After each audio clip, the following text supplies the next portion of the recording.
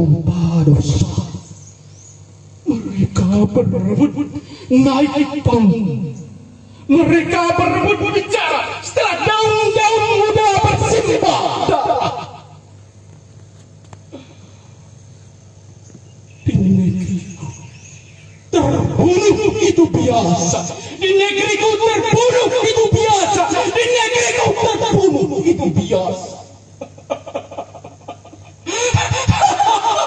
Daun-daun kemanusiaan, daun-daun moral, daun-daun moral berjatuhan. Inilah negeriku. Inilah negeriku. Mudahnya darah menetes di negeriku siang ini. Betapa mudahnya negeriku terbunuh itu biasa. Matahari mulai redup sambil membaca mantra.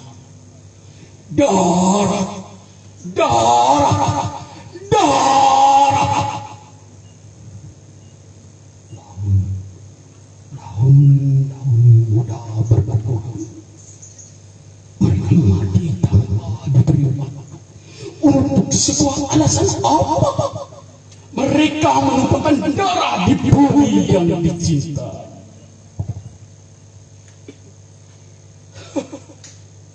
Mereka lupa sejarah. Belok itu bukan untuk mereka. Mereka lupa belok itu untuk keringat rakyat. Dari lapar, lupa lapar. Dari rakyat untuk rakyat. Daun-daun terkurang. Daun-daun terkurang. Inilah negeriku. Di negeriku terbunuh itu biasa. Malam itu burung hantu mencatat buku harian. Ratusan tangan berkuku panjang berlumuran darah sedang berpesta pora di pesta mewah, di hotel mewah. Mereka mencuci tangan. Daun-daun busuk, hutan yang kumuh. Matahari berkunjung di setiap pagi. Orang-orang besar berdatangan lagi. Kemanusiaan lagi, kemanusiaan lagi, moral lagi, kemanusiaan lagi, moral lagi, kemanusiaan lagi, moral lagi. Darah, darah, orang-orang kecil lagi.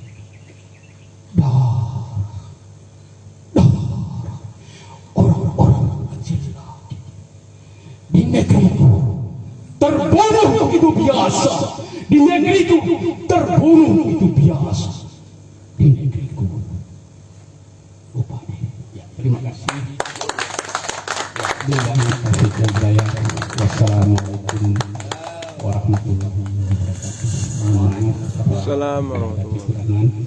Semoga ini pengawal acara kita dan memberikan semangat kita agar bagaimana karya-karya sang maestro kita ini dapat kita apresiasi dan menjadi kebanggaan kita. Terima kasih.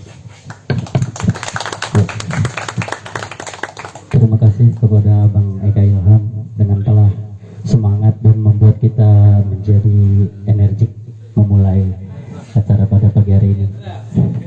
Harus segera disosialisasikan.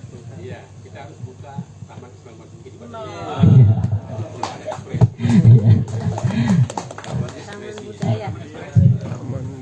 Oke, selanjutnya marilah kita sama-sama mendengarkan sambutan dari Bapak Wali Kota Bima, Insinyur Haji Muhammad Bro MT.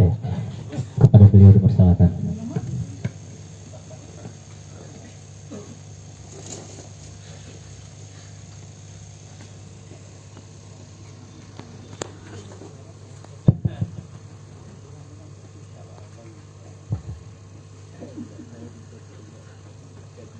Bismillahirrahmanirrahim. Assalamualaikum warahmatullahi wabarakatuh. Waalaikumsalam warahmatullahi wabarakatuh. Salam sejahtera buat kita semua.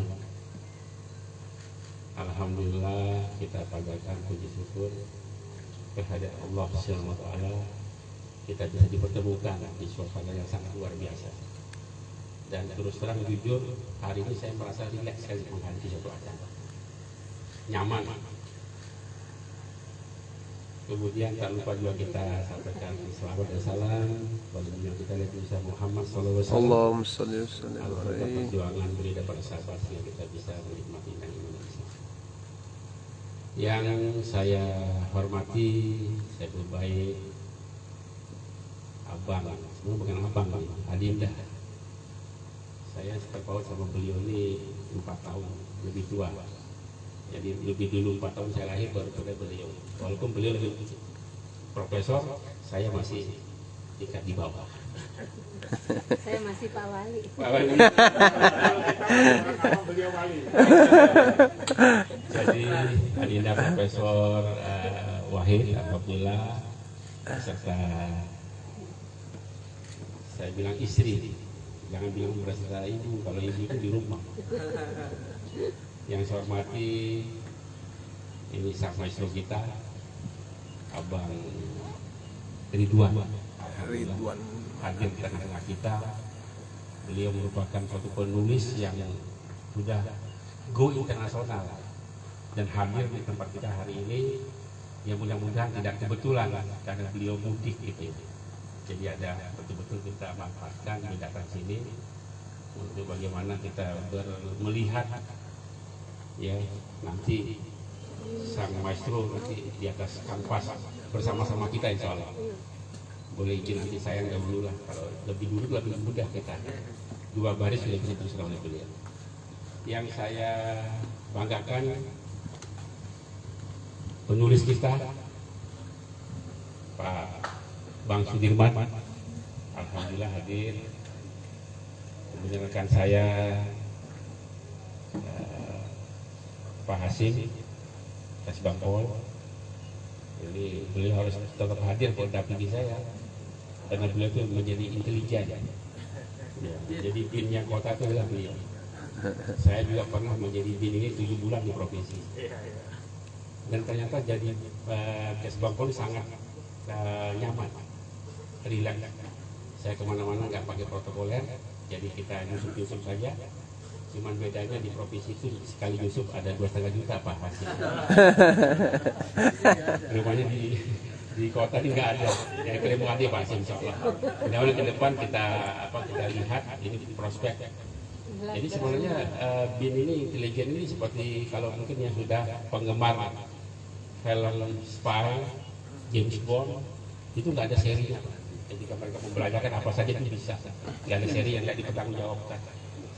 Saya pernah sering rapat di BINDA ataupun BIN di Jakarta.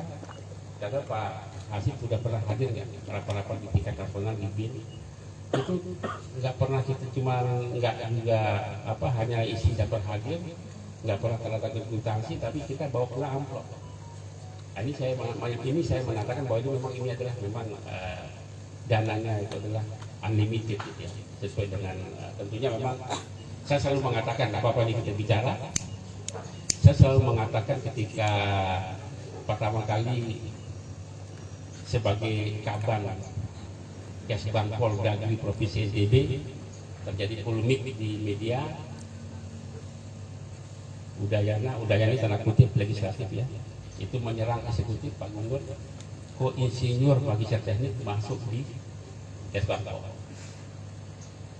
Tapi ternyata kita di sana itu teman-teman semua ya tidak melihat latar belakang sebenarnya tergantung pada passion kita sendiri seperti apa. Jadi ya saya termasuk penggemar film-film spy, cocok dengan di sana. Iya. Jadi ketika saya keluar dari Kesbang Pol itu malah teman-teman Intel apakah Polda, TNI, Angkatan Laut, Angkatan Darat itu merasa kehilangan. Kemudian dari BAIS juga pada kehilangan. Karena apa?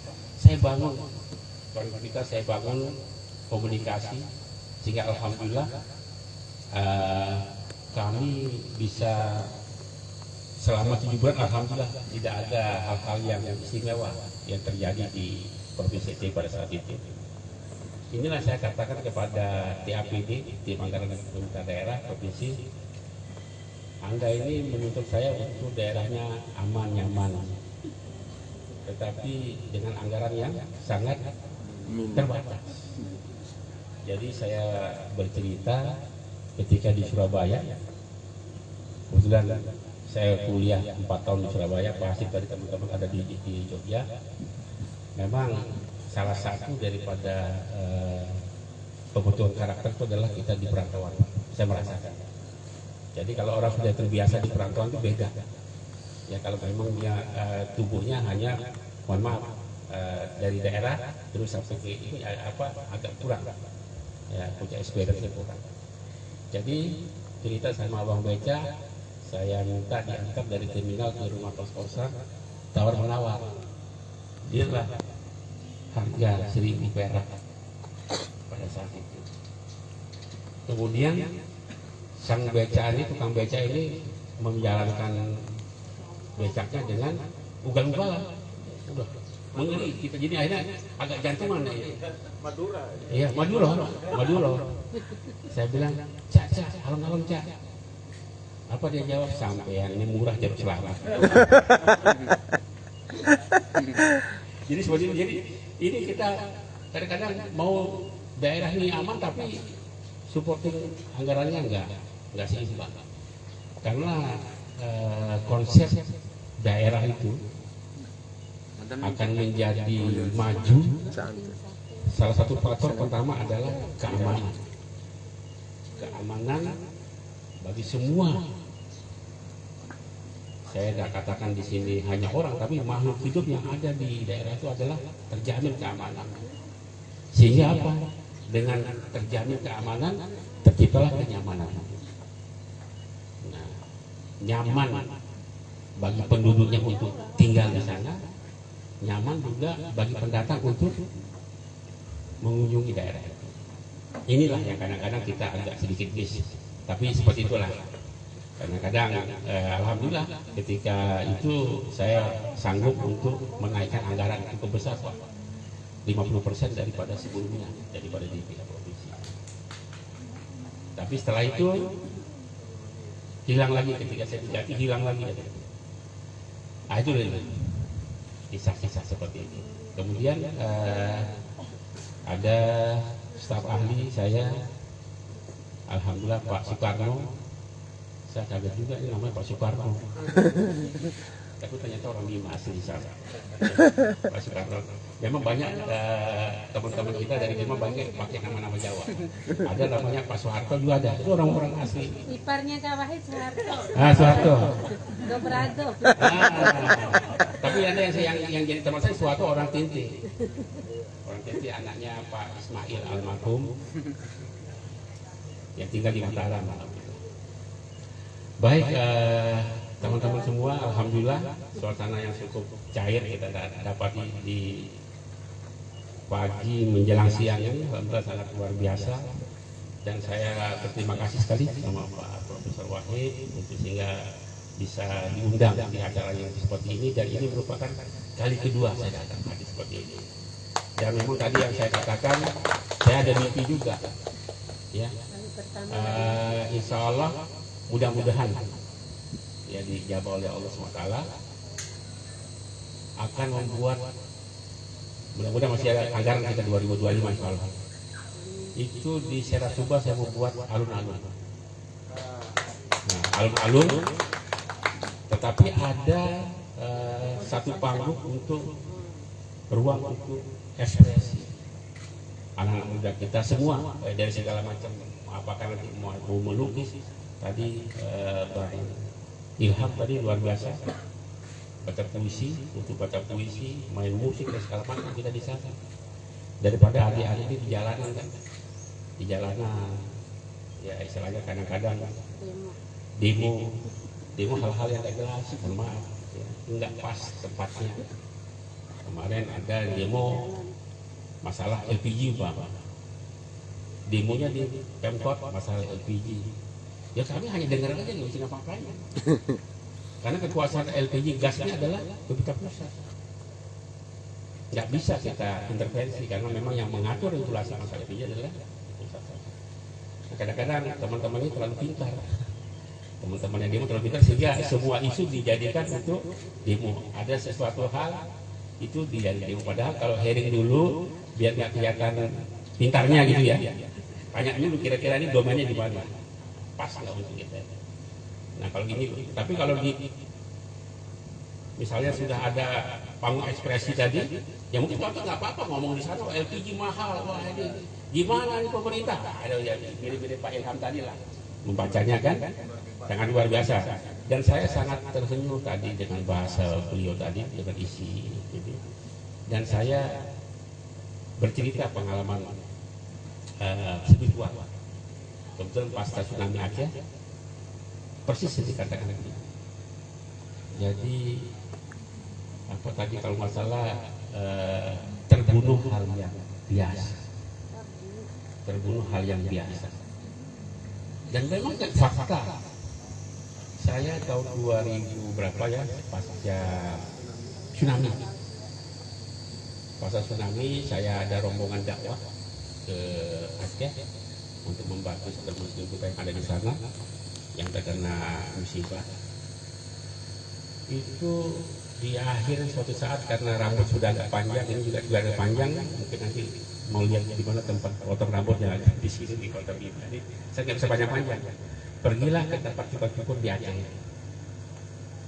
Cukur, nah, di penghujung cukur, nah, akhirnya dialog kami dengan tukang cukur. Ini bisa nih Pak Prof, ini bisa dijadikan oleh Prof, ini bisa dijadikan tulisan ini. Aku perkumpulan tulisan ini salah satu kan membuat buku tentang saya ini soalnya. Nah, ini pengalaman spiritual.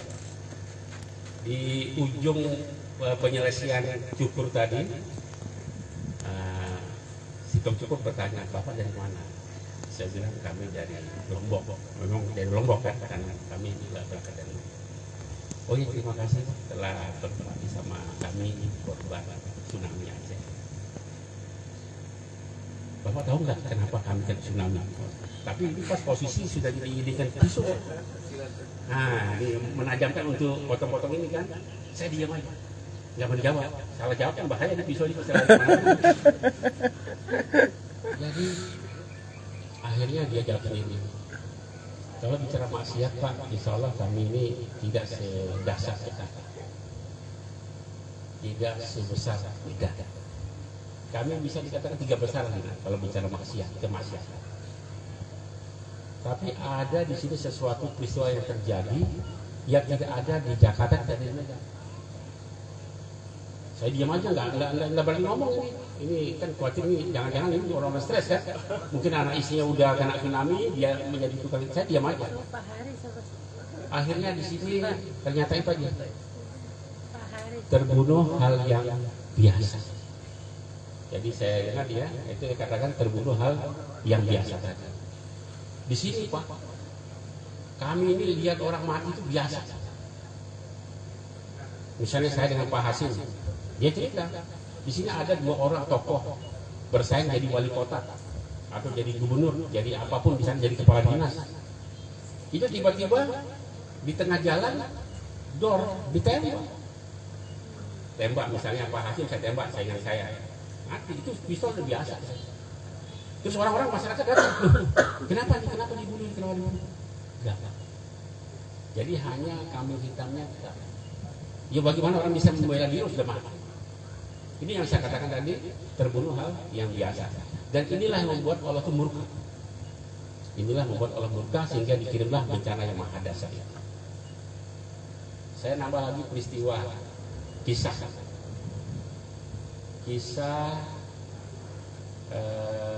Nabi Ibrahim, saya lupa ya, nanti diteruskan ya, ada Musa, Nabi Ibrahim dan Nabi Nuh yang waktu itu sudah berdakwah sekian lama, tetapi yang mengikuti dia terbatas, sedikit yang mengikuti. Doa sama Allah, ya Allah, kaumku ini sudah bebal, sudah susah diberi hidayah, tolong hancurkan ya Allah kaumku ini. Tapi Allah tidak menjawab langsung. Jadi turun firman, sudah diperintahkan dia untuk membangun dan membuat patung. Setelah jadi patung itu, kemudian Allah perintahkan hancurkan ya. Protes kan? Ya Allah, engkau sudah berbuat patung, tapi sekarang tiba-tiba engkau perintahkan untuk menghancurkan. Capek ini. Nah, katanya lagi, capek ini bangunnya. Akhirnya dijawablah, demikian juga pertanyaan yang kemarin ini. Saya sudah menciptakan manusia, kamu minta untuk dimusnahkan. Jadi itu seperti itu. Jadi alhamdulillah ya, jadi mudah-mudahan peristiwa-peristiwa seperti ini bisa tetap dijalankan ya. Saya sangat luar biasa. Tadi kalau bisa nanti kita nggak punya ini ya, tidak punya museum ya. Museum kita ini masih ada ASI ya, ASI Bojo di bawah kabupaten. Kemudian ada Sampar Raja itu katanya bukan kabupaten ya. Pribadi itu. Pribadi. Iya. Nah, pribadi. Saya ini sebenarnya ada satu museum. Kalau misal Sampar Raja ini masih bisa, ya sudah. Kalau memang nggak mampu dikembangkan, serahkan pada kami, Pemkot. Kami akan intervensi dengan APBD yang cukup besar. Kita buat museum lagi, sejarah. Ya. Bahkan mungkin tak lupa juga, saya nggak tahu, mungkin ada nggak di sini teman-teman semua yang hadir kenal nggak sama Syekh Abdul Ghani?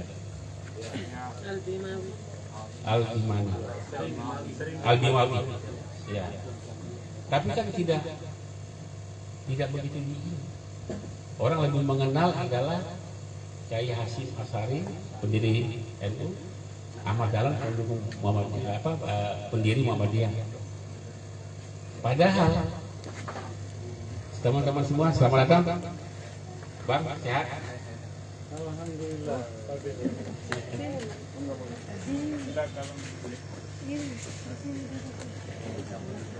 Siapa ini dia? Ya, siapa datang? Padahal Syekh Abdul Ghani ini adalah merupakan guru daripada Kiai Haji Asy'ari dan Ahmad Dahlan. Tapi lebih terkenal ya karena kita tidak menjadikan beliau ya sebagai tokoh yang perlu menjadi aset kebanggaan masyarakat atau kota. Sehingga tadi malam alhamdulillah bincang-bincang dengan Pak SOP, dengan Pak Kapolres ingin memberi nama Pelabuhan Bima. Akhirnya saya usulkan adalah Syekh Abdul Ghani Al-Bimawi. Karena memang kalau dari keturunan Sultan kan sudah kan Sultan kan bandara, rumah sakit akan ada tutup. Nah, kita ini sekarang dari generasi ulama. Nah besok mungkin dari generasi seniman. Tapi mohon maaf, jangan dulu, karena memang harus meninggal dulu masalahnya. itu syaratnya. Jadi sebenarnya mau di makam pahlawan Kalibata itu sebenarnya syaratnya yang berat. Ya harus meninggal dulu. Baik, Bapak sekalian, ini mudah-mudahan ya kita bisa ke depan, dan saya sangat respon, sangat respect hal-hal seperti ini. Budaya kita kembangkan, tetapi budaya yang kita sinergikan dengan kesultanan, dengan keyakinan kita, biar ada nilai gitu. Dan mudah-mudahan ya bisa kita terwujud. Saya insya Allah nanti APBD murni misal Pak Hasyim kita masih bisa anggarkan untuk tadi alun-alun yang dilengkapi dengan ruang ekspresi. Mungkin apa istilahnya itu bahasa Lomboknya amplifier ya, amplifier ya, untuk ada buat untuk orang kayak di kami amphitheater. Memang beliau oleh pakar ahlinya. Baik, tidak berpanjang kala, saya sekali lagi terima kasih Pak Abdul Wahid, sang maestro kita. Mudah-mudahan nanti ini bisa menjadi sesuatu hal yang sifatnya rutin, tidak hanya mungkin karena ada suasana sawal seperti atau hal lebih halal, tapi kita akan buat semacam agenda yang pasti. Nah, ini tentunya nanti dari pariwisata kita sudah punya festival itu yang menjadi agenda tahunan. dan memang perlu yang Nasrani punya apa kita harus buat ini terus sampai jadi sehingga Kota Bima tidak kosong, ibarat tidak mati gitu. Ya berarti saya katakan bahwa Kota Bima ini untuk maju ekonominya harus mendatangkan orang. Datangkan orang kita buat event baik skala provinsi maupun skala nasional. Nah, ini yang kita harus terus. Yang kedua juga ekonomi Bima ini akan bangkit dengan banyaknya pemodal investor. Nah, oleh karena itu tadi sekali lagi peran Pak Hasib sebagai Kesbang Polri harus untuk menjaga keamanan dan kenyamanan. Baik, itu aja. Nanti terlalu panjang juga. Kurang lebih mohon maaf. Wassalamualaikum warahmatullahi wabarakatuh. Waalaikumsalam. Terima kasih kepada Pak Wali Kota Bima atas sambutannya. Semoga hajatnya untuk panggung ekspresi segera bisa direalisasikan di Kota Bima. Oke, selanjutnya kita akan mendengar pengantar dari Bapak Profesor Dr. Abdul Wahid untuk mengenal apa yang akan kita lakukan hari ini. Kepada Abah dipersilakan. Bismillahirrahmanirrahim. Assalamualaikum warahmatullahi wabarakatuh.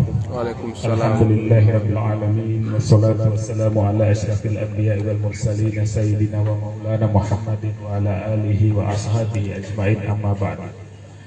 Yang terhormat Bapak penjabat Wali Kota Bima, Abang Rum kalau kami di Mataram.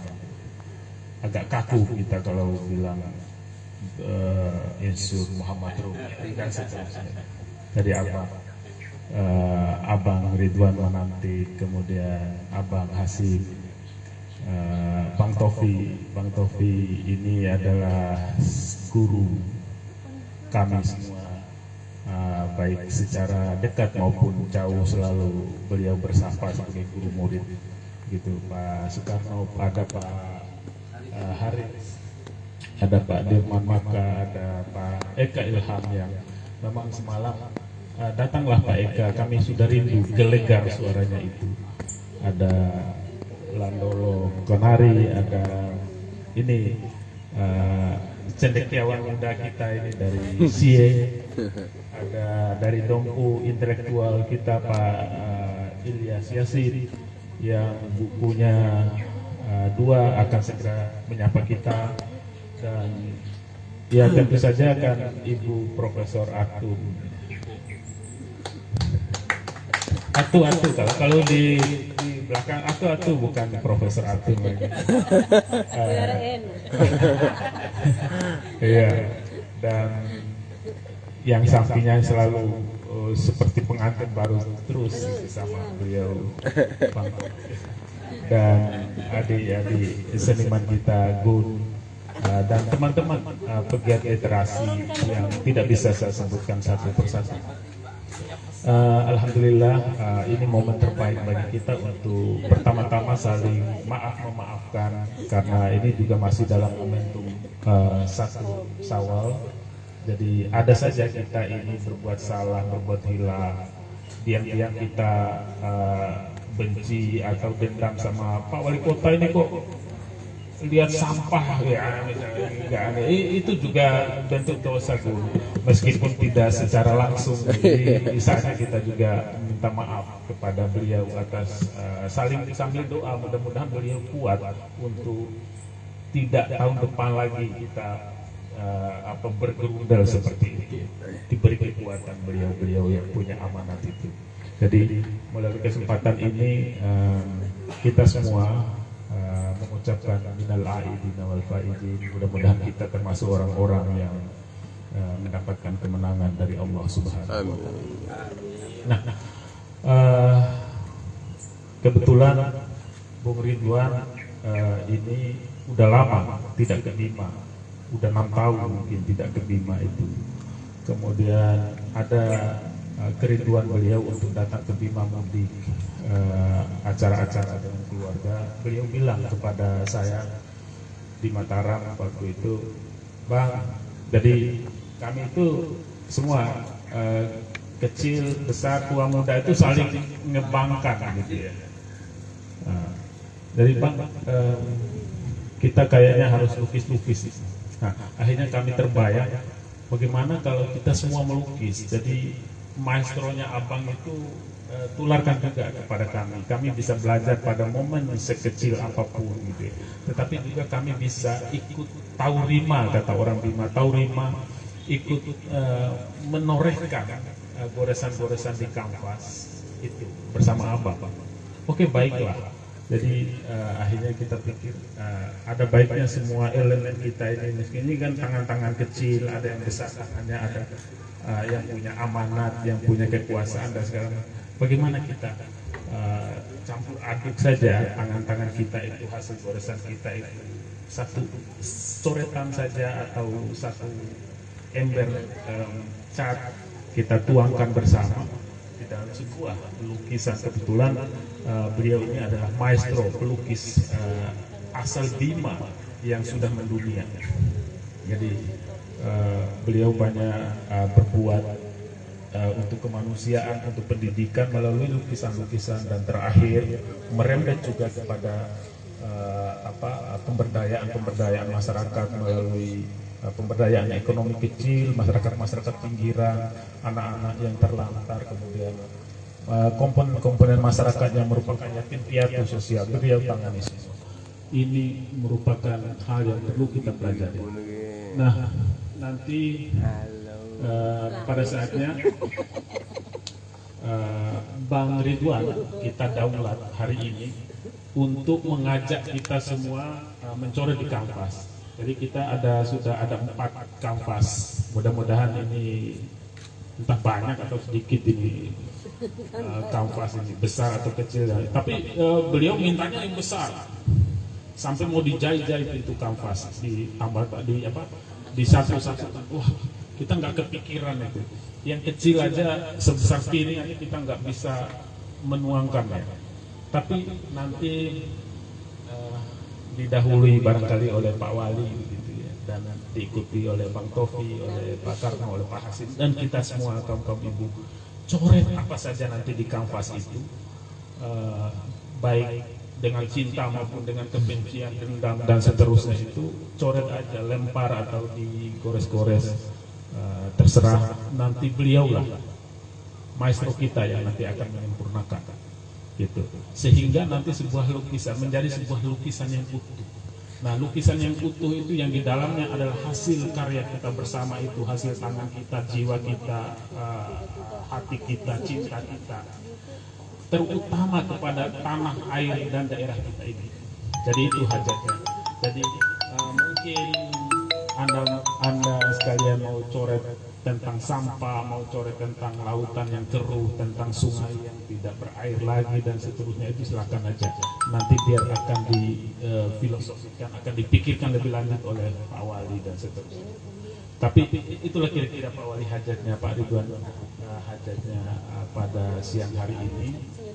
Jadi bintangnya tentu adalah Pak Ridwan. Nanti kan untuk menyelesaikan satu kanvas ini mungkin perlu waktu agak panjang.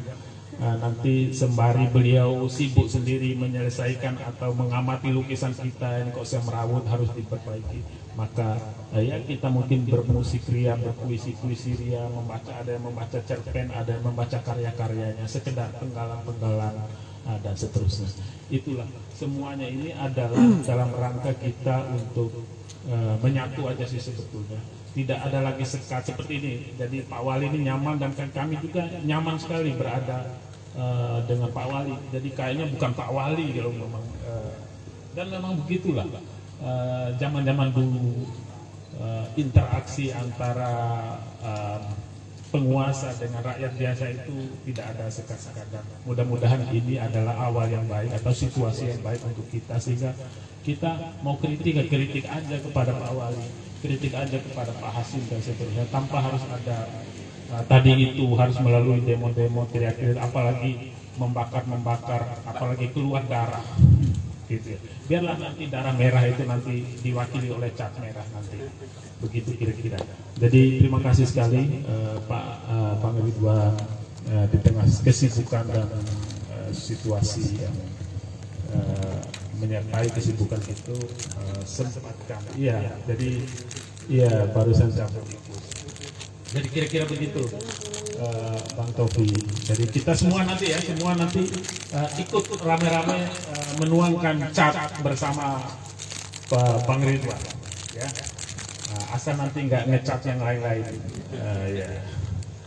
Saya kira itu. Terima kasih Pak Wali atas supportnya, Pak Hasim, Pak Karno, dan ibu-ibu Larimpu, pembina Larimpu ini luar biasa memberi support kepada kita. Ini apa yang dibutuhkan, dia langsung tanya, ya semua kebutuhannya udahlah. Jadi beliau lah yang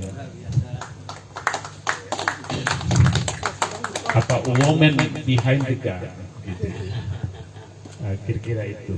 Jadi terima kasih semua teman-teman, para aktivis, para penulis sudah sempatkan.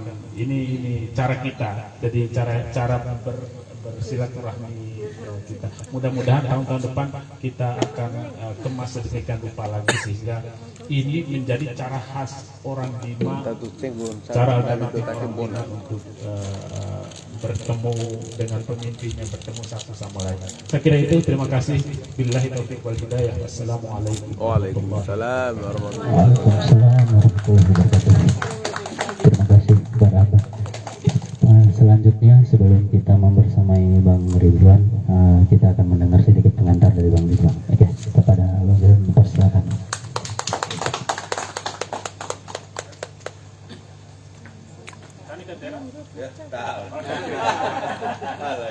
Nggak boleh tuh jompo.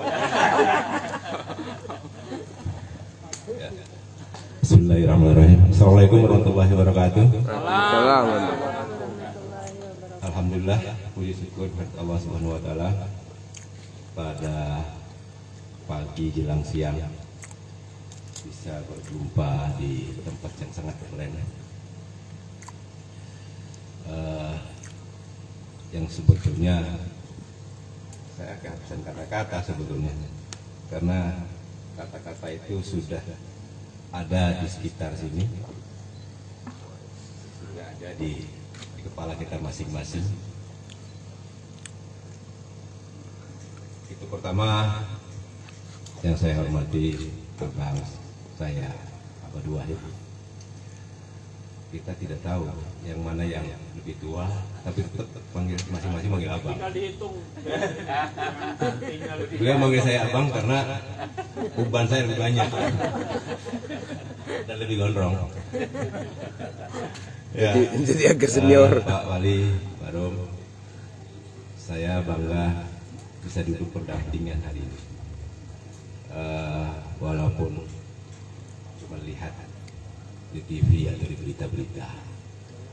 Ini abang satu lagi, Bang Latofi, orang yang cukup senior dan saya berinteraksi dengan beliau, dan beliau apa ya, orang yang sering membangun pemikiran-pemikiran dan satu gerakan-gerakan yang secara sosial luar biasa. Pak, terima kasih Bapak-Bapak semua, sahabat-sahabat, ibu-ibu dan sastrawan, ada Gun, Anda tetap keren hari ini. Asik. Ada Abim, ada Landolo, ada Bu Profesor tadi ya.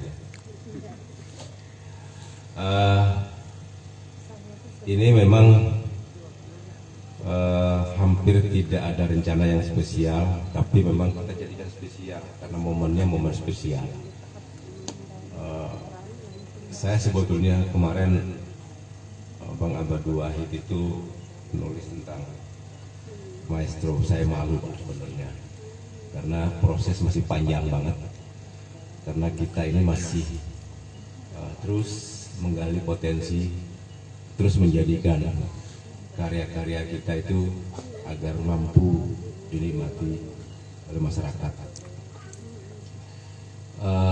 Saya harus mulai dari mana, bahwa berkesenian saya berangkat dari kampung halaman. Saya ke Jakarta tahun tamat SD, Pak. Di Jakarta kelas 6 SD, nggak ada cita-cita lain, Pak. Saya berangkat ke Jakarta izin sama orang tua karena pengen jadi pelukis. Mungkin anak kecil waktu itu masih cita-cita pengen jadi polisi, jadi guru, jadi segala macam. Saya nggak punya cita-cita itu, Pak. Dan kebetulan di sekolah itu saya yang sering mewakili sekolah untuk lomba menggambar tingkat sekolah. Alhamdulillah sering jadi juara. Nah dari situlah saya nggak tahu bakatnya dari mana. Kalau saya nggak mau cari silsilah keluarga, sampai hari ini saya nggak ketemu. Apakah moyang saya dulu menjadi seniman atau enggak gitu. Tapi rata-rata orang tua jadi petani. Ternyata petani adalah seniman besar.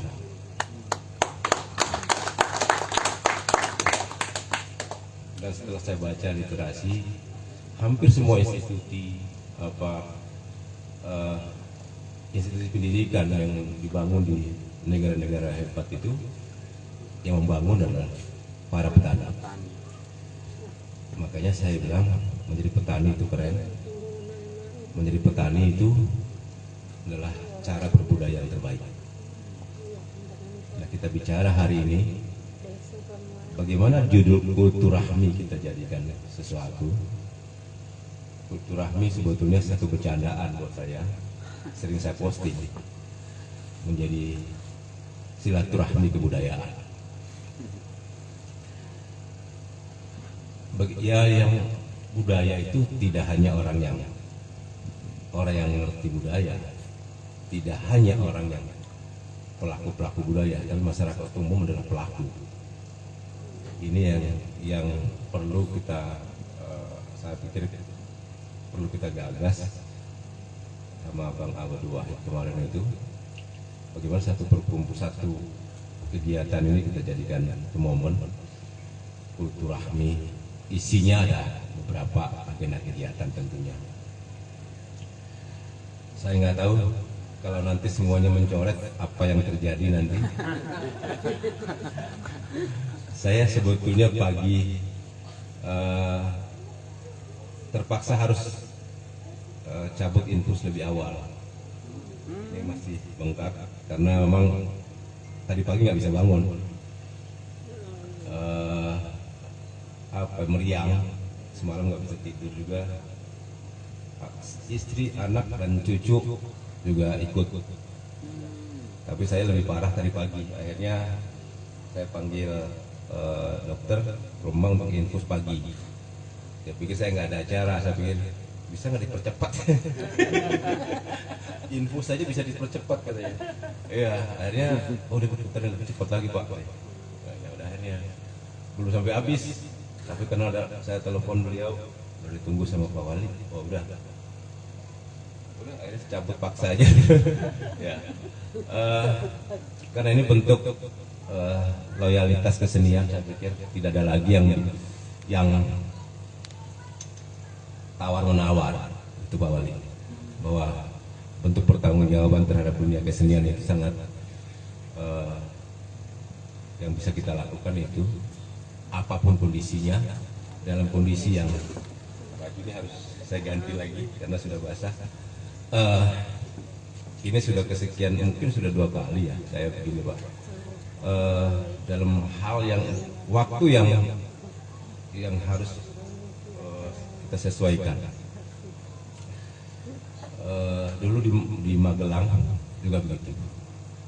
Di Magelang saya keracunan Pak, masuk rumah sakit harus diinfus. Dan sorenya saya harus naik panggung dalam berkesenian dulu itu di Magelang. Tapi alhamdulillah nggak sampai jatuh. Dunia kesenian buat saya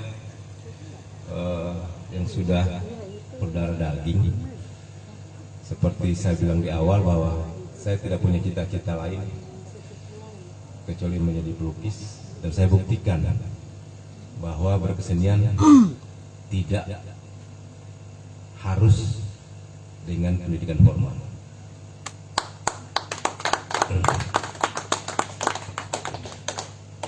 Izin Pak, saya memang orang tanya kuliahnya di mana. Saya nggak pernah kuliah, bahkan SMA di Jakarta itu saya nyambi jadi anak jalanan. dilalanya saya datang ke Jakarta itu dulu, saya hidup di jalan selama 1 tahun. Jadi bagaimana tidur di emperan toko sekitar Pasar Baru itu. Iya, Pasar Baru. Kalau udah sore, udah jelang malam itu ya cari kardus buat alas tidur. Paginya mesti cari makan dengan menjual kardus, jual barang bekas. Tapi saya belajar dari teman-teman di pinggir jalan, di Pasar Baru, di pinggir kali itu ada penulis indah. Hampir semuanya saya kenal di sana, kebetulan saya di sana juga cukup lama. Pelukis-pelukis Kota Tua, Jatinegara, Melawai, itu sahabat-sahabat, termasuk Ancol itu. Karena tidak memiliki pendidikan formal, saya pikir pengalaman itu jauh yang harus saya cari kemana-mana. Sehingga tahun 97 saya harus keluar dari pekerjaan demi melanjutkan cita-cita untuk jadi pelukis. Saya pernah kerja di Matahari sebagai desain grafis, walaupun nggak pernah kuliah di desain grafis. Tapi pengalaman itulah yang membuat saya menjadi banyak teman tadi.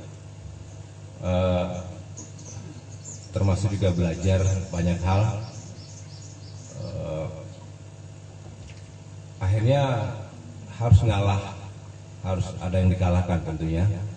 Tetap memilih menjadi seniman, dan saya harus izin sama istri untuk keluar kerja demi melanjutkan cita-cita yang dari kecil itu, walaupun istri nggak pernah ngizinin buat Lebih baik minta maaf daripada minta izin. jadi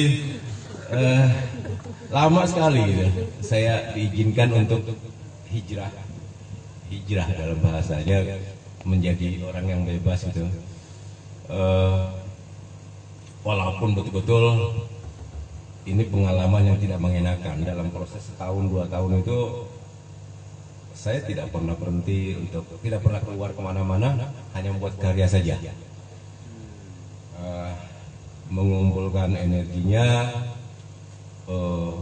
dan tidak juga bertemu dengan banyak orang, tapi hanya membuat karya saja. Hampir 2 tahun tidak ketemu, kan biasanya kita punya acara keluarga. Jadi saya diwakili saja sama istri itu, pertemuan keluarga sebulan sekali. Nah, ini pun perjalanan kami pulang ke Bima ini juga urusan keluarga. Jadi kami punya perkumpulan di keluarga Tuji Poso itu sudah hampir 40 tahun arisan, nggak pernah berhenti. Ini generasi ketiga. Jadi kami kemarin pakai bus, kemarin juga sudah pulang lagi yang pakai bus. Betul, saya memang ada niat agak lama di sini. Nah, ini yang membuat saya bilang saya pulang ke Bima ini harus ada sedikit yang saya lakukan. Minimal saya ketemu dengan teman-teman, ada yang saya tinggalkan. Seperti tahun 2015 saya pulang ke Bima, pameran tunggal di ASI. Jadi saya bawa hampir 15 karya. Pameran tunggal di ASI, saya tidur di emperan ASI, Pak. Nggak pulang ke rumah dan nggak sewa hotel, karena memang nggak punya uang dan tidak minta bantuan ke pemerintah. Dan saya pikir bahwa pameran yang saya lakukan itu, saya membawa oleh-oleh sebagai anak perantau. Oleh-oleh saya yang saya pikir bukan jeruk Bali, bukan apel Malang, tapi apa yang saya hasilkan selama saya di kota, saya bawa oleh-oleh itu. Dan lukisan nggak ada yang saya bawa pulang satupun. Ada di ASI 2, saya tinggal. Ada di ASI, masih ada di Dompu beberapa. Dulu saya pamerkan juga di Tambora, di lereng Gunung Tambora. Nah, tahun 2015 itulah mulai saya kembali lagi ke kampung halaman, kembali ke titik awal, bahwa saya memulai dari sini, di tempat di mana ari-ari saya ditanamkan. Saya akan memulai kembali dari titik nol. Pameran tunggal dengan 4-5 bulan saya berproses, saya berkarya, dan karya yang nggak ada yang saya bawa pulang satu pun ke Jakarta. Semata-mata kamu namanya oleh-oleh kan nggak mungkin saya bawa pulang. Saya berharap setelah itu ada kesempatan kedua untuk pameran lagi. Saya nggak tahu nasib karya-karya saya yang saya tinggal di Dompu waktu itu. Sampai hari ini saya belum bisa tengok karena saya sakit. Karya saya besar-besar, Pak. Jadi ini mungkin yang perlu diselamatkan juga. Saya titip di adik angkat saya Yani dan di sana. Tadinya memang saya taruh di Desa Pancasila, ada tempat kecil, ada di ruangan, tapi ternyata nggak terawat di sana. Akhirnya saya suruh anak muda ambil, suruh Yani ambillah di sana, itu dikumpulkan lagi. Saya berharap mudah-mudahan ke depan seperti Pak Rum tadi cerita, Pak Wali tadi cerita, ada keinginan untuk membuat galeri, untuk membuat semacam museum apa atau taman kota lah, agar di samping ruang ekspresi dan ruang pajang bagi karya, bagi teman-teman yang ada di Bima yang punya karya apapun itu. Saya pikir ini yang kurang, Pak. Karena anak muda itu butuh ruang itu. Pertama, teman-teman yang punya karya itu butuh ruang. Saya melihatnya, mohon maaf, jadi kadang-kadang pemerintah menyiapkan ruang itu yang sangat kaku sekali, yang tidak akrab dengan teman-teman para pelaku seni. Nah, sehingga ini perlu dibicarakan dengan teman-teman seniman, bagaimana ruang itu juga agar mereka akrab, dekat ke mereka. Mungkin tadi Pak Wali ngomongin di Sierra Subah, saya pikir terlalu sentral, bisa di tempat yang lain yang akan lebih cozy lah bahasanya, biar keakraban para seniman itu bisa hadir di sana, bisa mengekspresikan sesuatu dan menghasilkan sesuatu yang besar. Nah, saya pikir niat baik ini yang saya baru dengar. Terima kasih sekali kalau memang ada niat baik dari pemerintah yang ingin melakukan merehabilitasi cara berpikir sebetulnya. Karena memang apapun persoalannya, saya pikir budaya itu tetap menjadi hal yang sangat penting. Karena kita hampir Bima nih, mohon maaf, kita hampir kehilangan identitas. Karena secara kebudayaan kita memang belum pernah membuat satu gerakan besar yang bisa juga dibicarakan oleh banyak pihak, apalagi bicara kesenian yang secara khusus. Kita bisa mengundang teman-teman yang lain untuk hadir di Kota Bima atau di Bima untuk berkarya bareng di sini, baik sastra maupun seni rupa, agar juga orang lain mampu menceritakan tentang Bima. Bukan hanya Bima bercerita tentang orang Bima, tapi orang lain akan menceritakan tentang Bima. Kalau hanya kita yang bicara tentang Bima, jeruk makan jeruk, Pak. Tapi kalau orang lain yang bercerita tentang Bima akan beda. Makanya kita butuh ruang yang khusus, butuh energi yang banyak, agar bicara tentang kebimaan itu bisa lebih dapat dilihat oleh orang-orang luar. Saya rasa itu saja yang bisa saya sampaikan. Terima kasih sekali lagi atas undangannya, Bang. Mudah-mudahan ini tidak terakhir, ya Bang, apa dulu ya? Tidak terakhir. Bisa mengundang teman-teman yang lain, bisa hadir di sini. Minimal tempat seperti ini menjadi station, menjadi sentral bagi teman-teman yang ingin berkarya. Sama seperti saya di Parung Panjang, saya membuat satu wadah di Rumah Anak Bumi. Hampir satu kecamatan itu memang ada di anak-anak muda bisa hadir di sana. Bahkan kita bisa melebarkan sayap ke desa-desa untuk membantu masyarakat desa dalam kita bentuk menjadi desa kreatif. Ini juga mungkin bisa menjadi bisa kita lakukan di Bima, karena kreativitas itu bagi anak muda sangat penting, agar anak-anak muda juga tidak habis waktu di jalan untuk coret-coret, bakar ban dan lain sebagainya, bahkan tawuran, karena ruang ekspresi itu sangat dibutuhkan oleh anak-anak muda. Saya rasa demikian. Terima kasih, lebih kurang mohon maaf. Masih komentar sedikit. Mudah-mudahan apa yang saya sampaikan ini bisa kita mohon dimaklumi. Terima kasih. Assalamualaikum warahmatullahi wabarakatuh.